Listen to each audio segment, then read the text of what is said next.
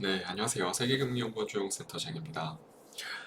이번 주 들어서 어떻게 보면 미국 증시가 지난주부터 민감하게 조정을 이어오고 있는 와중에 어제도 그렇고 시장 미국 증시의 분위기는 전반적으로 약간 지지력이 잡히지 않는 그런 모양새가 계속해서 좀 이어져 오고 있고 특히나 엔비디아도 마찬가지고 테슬라 같은 주요 기술주들의 약진이 두드러지게 좀 나타나면서 어떻게 보면 미국 증시는 좀 힘든 그런 시간을 계속 좀 보내고 있습니다. 그러다 보니까 어떻게 보면 이번 주 한국 증시 역시도 좀 힘들지 않겠나라는 예상을 많이들 하셨을 텐데 생각보다는 분위기가 나쁘지 않아요. 코스피 같은 경우 이번 주 지금 수요일 방송을 찍는 기준으로 봤을 때 월요일 날 코스피가 한 1.7% 오르고 화요일 날 보합권 정도 그리고 오늘 한 0.6% 오르면서 근 한 3거래일 정도 만에 한 2.4%가 올랐다라는 거죠. 뭐 물론 지금 코스닥 같은 경우는 보신 바와 같이 아직까지는 좀 코스피의 상대적 강세들 코스닥 같은 경우는 알테오젠을 제외하면 사실상 등락 비율이 많이 좀 어려운 그러한 시장 여건이 좀 만들어져 있고 오로지 시장은 코스피의 시가총액 최상위 종목들 중심으로 시황이 계속해서 좀 이어져 오고 있는 그런 실정입니다. 그 중심에서도 어떻게 보면 단연 지금 월요일부터 떠오르고 있는 종목 바로 삼성전자를 뽑지 않을 수가 없을 것 같은데 자, 지금 3거래일 동안 대략적으로 삼성전자의 주봉 기준 상승률은 한 7% 정도 가까이 되고요. 지난주 주봉 기준으로만 놓고 봤을 때 대략적으로 한 5거래일 동안 5에서 한 7거래일 동안 삼성전자가 거의 한 8%가 넘는 그런 상승률을 좀 기록을 하고 있습니다.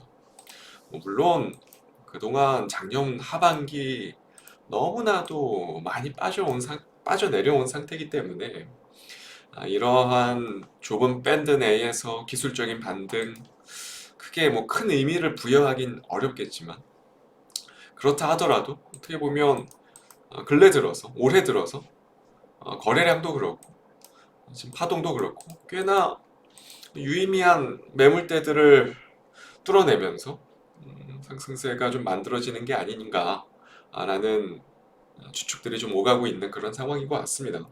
많은 분들이 관심을 가질 수밖에 없는 위치이기도 하고 또 어떻게 보면 삼성공화국이라고 불리울 만큼 뭐 삼성전자의 시가총액 비율이 한국 증시에서 차지하고 있는 시가총액 비율이 많이 줄어들긴 했지만 그래도 아직까지도 한국 증시에서 차지하고 있는 영향력이 가장 큰 기업 중에 하나이기 때문에 이목이 많이 집중될 수밖에 없죠. 자, 그러면 이번 주 월요일부터 왜 이렇게 삼성전자가 많이 올랐는지에 대해서 많은 증권가에서도 그렇고 해외 주요 월가 쪽에서도 그렇고 많은 전망들이 오가고는 있는데 뭐 여러 가지 추측을 해볼 수는 있겠지만 일단 가장 첫 번째로 월요일 일단 1% 넘게 상승 출발을 했단 말이에요. 다른 종목과 다르게 SK하이닉스도 좀 잠잠했는데 월요일 이상하게 시초가가 높게 형성된 종목이 바로 삼성전자죠.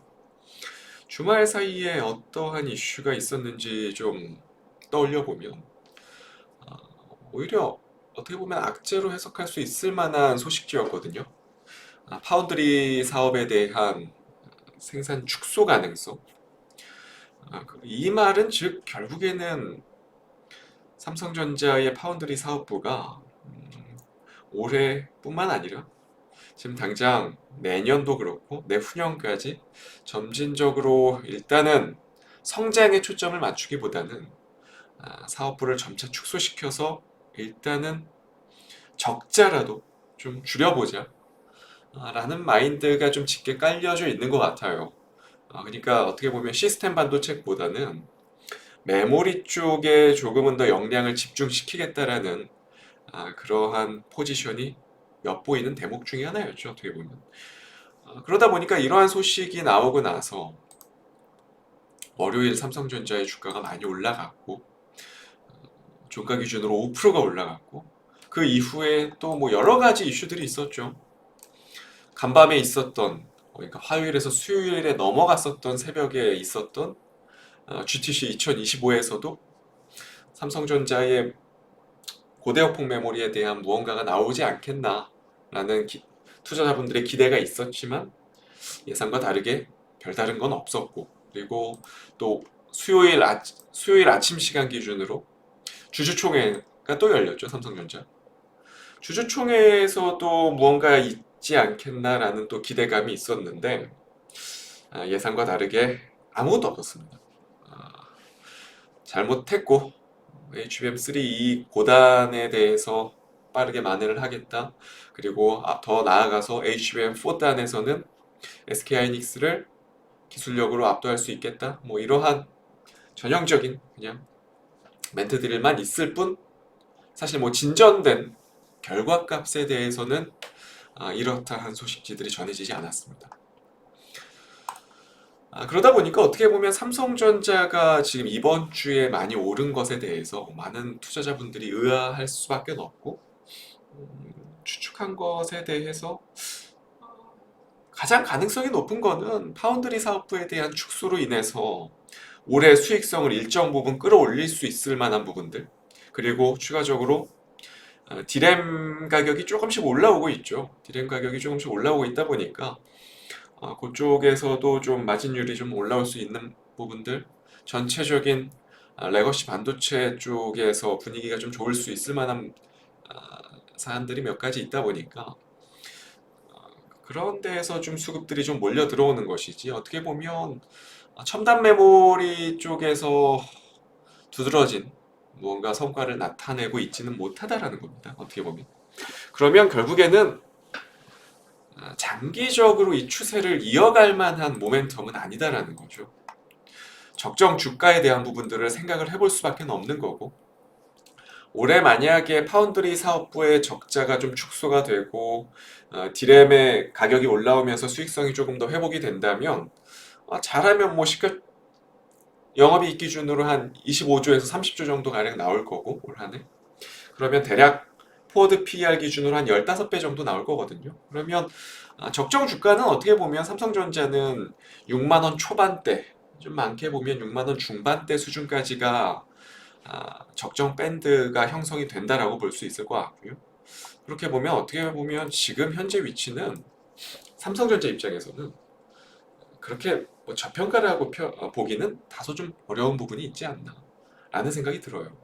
그러니까 지금은 모멘텀 구간이었던 거고 모멘텀으로 올라올 수 있을 만한 영역이었고 이게 뭐 어느 수순까지 좀 올라갈 수 있을지는 모르겠지만 개인적으로 봤을 때는 장기 추세가 전환되는 부분들은 좀 어렵지 않겠나 라는 생각이 들어요. 그래서 저는 개인적으로 삼성전자를 살 바에는 오늘의 공략주를 여기서 또 말씀을 드려야 되는데 첫 번째로 SK하이닉스입니다. 자, 오늘 뭐 보신 분들도 있으시겠지만 작년에 삼성전자와 SK하이닉스의 시세를 꽁꽁 얼어붙게 만든 주역이죠. 모건 스탠리 측에서 상당히 안 좋은 리포트를 작년 하반기에 발간을 하고 드디어 의견을 좀 뒤엎었습니다. 올해 디램 재고가 개선되고 있다. 충분히 디램에 대한 가격 변화 조짐이 보인다. 메모리 반도체에 대한 투자 전략을 단행을 했고 낸드에서 특수 디램 관련한 부분들 그리고 HBM4보다는 오히려 DDR5 상품 메모리에 대한 선호도가 높을 가능성이 높다.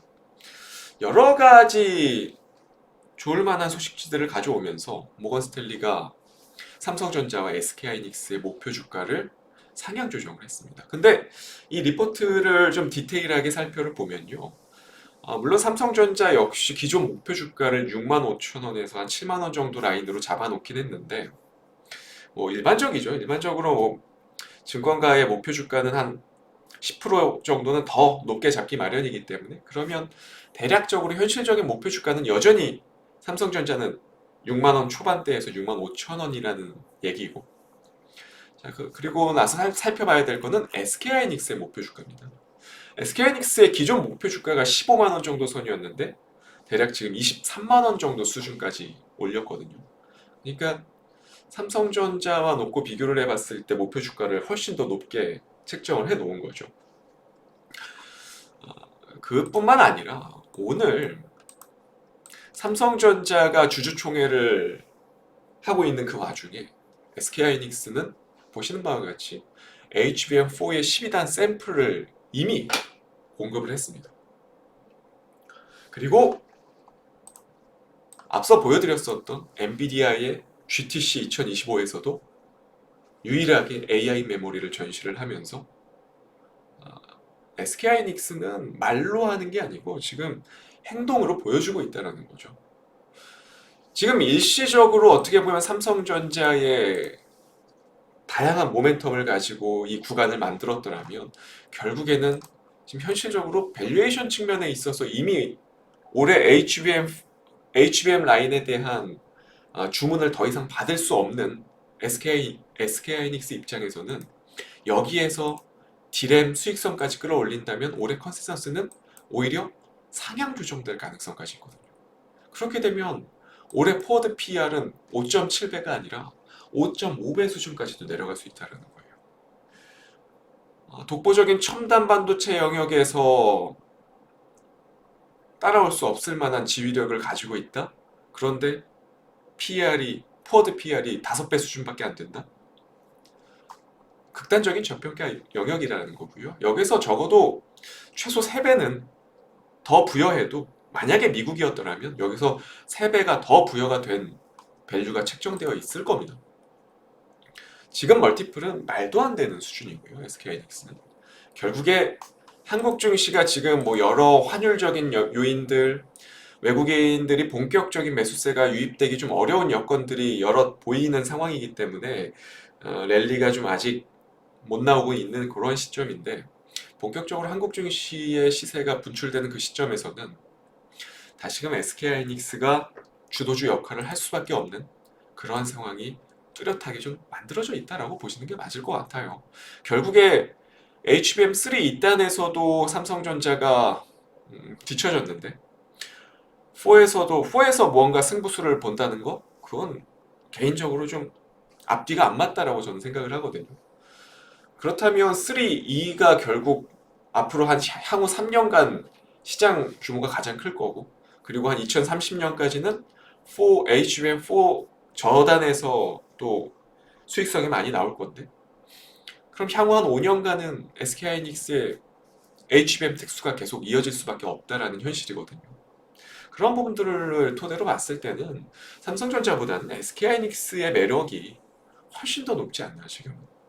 그러한 관점에서 일단 뭐 거기다가 또 아시다시피 지금 시장이 계속 시가총액 최상위 종목들 위주로 수급들이 지금 유입이 됐다 유출이 됐다 하고 있는 상황이기 때문에 일시적으로 모멘텀상 좀 삼성전자가 잠깐 우위에 점했을지 몰라도 다시 SK하이닉스의 사이클이 금방 오지 않을까 라는 생각을 가지고 일단 첫 번째 종목 SK하이닉스를 들고 왔고요. 두 번째 종목은 바로 하나비전이라는 종목입니다. 하나비전은 아시는 분들은 또 아시겠지만 한미반도체의 어떻게 보면 경쟁사죠. 근데 아시다시피 한미반도체의 독점적 지위가 흔들렸고 SK하이닉스 입장에서는 밴더사를 좀 이원화하는 전략을 취하면서 결국 하나비전의 자회사인 하나세미텍에 최근 HBM 제조용의 TC본더 공급 계약을 체결을 했거든요. 앞으로 상단을 뚫어낸 하나비전 같은 경우는 추가적인 상방이 많이 열려 있을 수밖에 없고 반면 한미반도체 같은 종목들은 이제는 좀 경쟁력에서 좀 뒤떨어질 수 있을 만한 그러한 흐름들이 좀 본격화되지 않겠나 앞으로. 그런 관점에서 저는 일단 오늘의 공략주 두 번째 종목 바로 하나비전을 준비를 했습니다. 두 종목 모두 잘 참고하셔서 보시면 좋을 것 같고요. 다음 주 이 시간에 또 좋은 종목 가지고 찾아뵙도록 하겠습니다. 감사합니다.